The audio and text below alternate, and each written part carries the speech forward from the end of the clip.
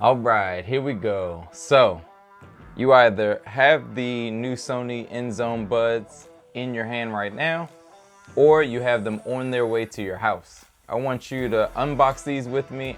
There's a tab at the bottom that reveals the contents of the box. Insert here that has directions on it, numbered 1, 2, and 3. Barcode with the start symbol, just like you have on this sleeve.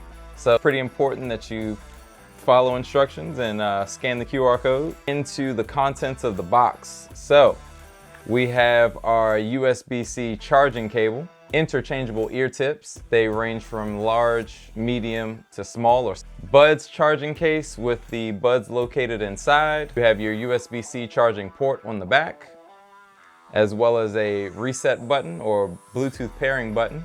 And then on the inside, of course, you have your buds. USB-C dongle is also in the charging case, which is super convenient. That way, if you need to take the buds with you, you don't misplace the dongle, which is a very important piece.